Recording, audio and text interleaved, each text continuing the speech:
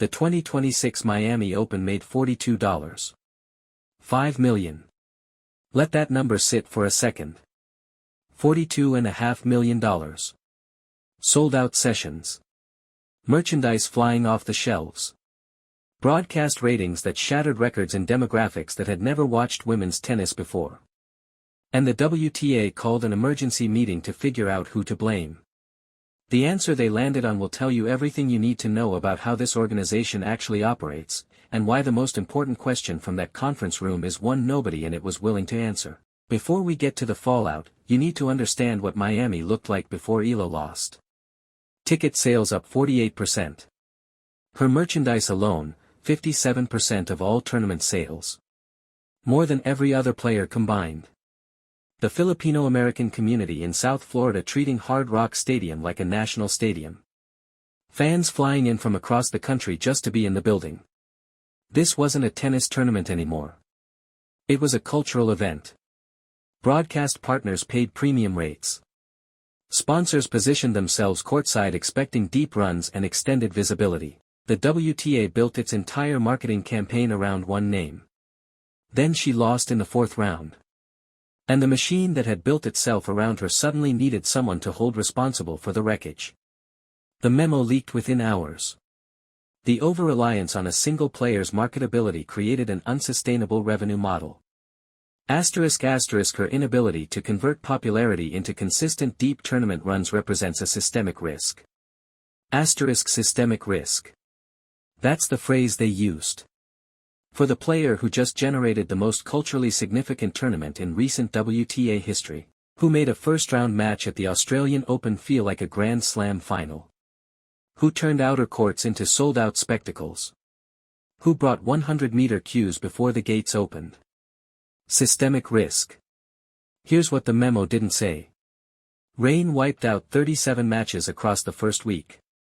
An estimated $2 million in lost concessions, merchandise, and ticket refunds, gone before Eala hit a single ball in the main draw. The sponsorship insurance policies that triggered payouts. Written based on her ranking of 29. By the time the tournament started, her live ranking had already fallen to 51 as her 2025 semi-final points expired. The contracts were built on numbers that were already wrong. Broadcast partners had paid premium rates assuming she'd reach the quarterfinals. That's not a guarantee she made. That's a bet the WTA placed on her behalf, without a contingency plan for losing it. Add it up and the $4.7 million gap stops being a mystery. It becomes a completely predictable chain reaction from a financial structure that had no shock absorbers. But the memo didn't mention any of that. It mentioned her. The backlash was immediate. Pagula, expecting young players to shoulder a tournament's business responsibilities is unrealistic. Gauff. Elite-level competition demands enough without adding financial pressure. That's their problem, not hers. Billie Jean King, the woman who built the WTA, I created this organization to give female athletes a platform to shine.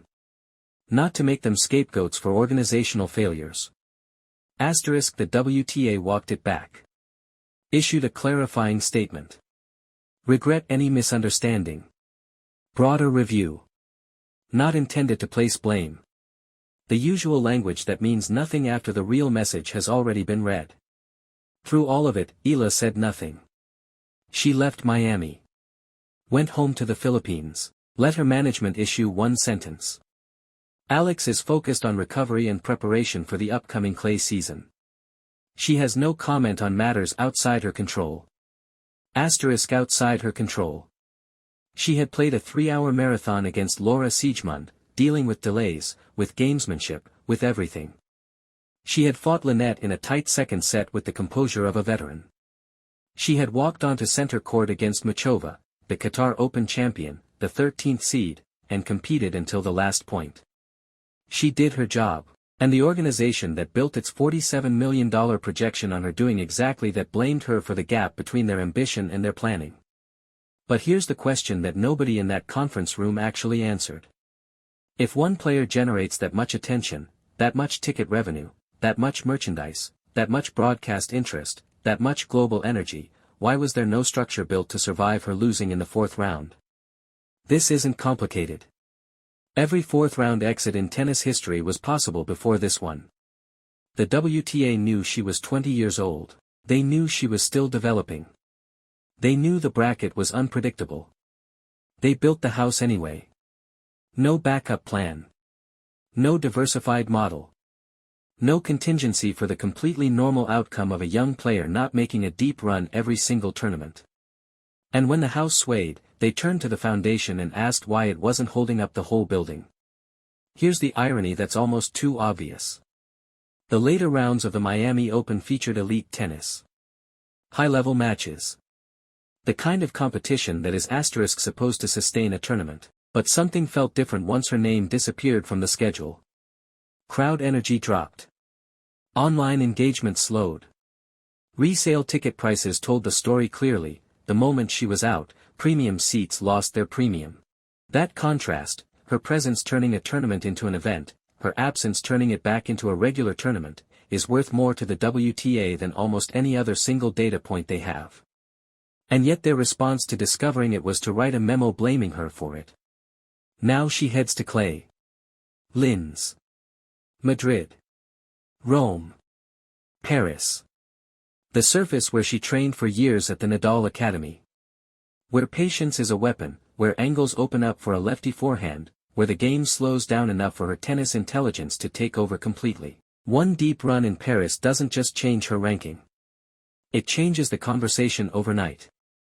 Every current discussion about inconsistency and systemic risk flips instantly into a story about growth, resilience, and breakthrough. The same organization that just questioned its reliance on her will be leaning into that story before the first week of Roland Garros is finished. And that's the real question. Not whether she bounces back, she will. Not whether the fans follow her to Europe, they will. The question is whether the WTA actually learned anything. Because the math is simple. One player generates millions in attention, energy, and global revenue the tour couldn't manufacture with any marketing budget in the world. The correct response to discovering that is to build a structure worthy of it. Instead, they waited until she lost to realize how dependent they were. And then they blamed her for the dependence. She's 20 years old. She outsold every player in the field combined.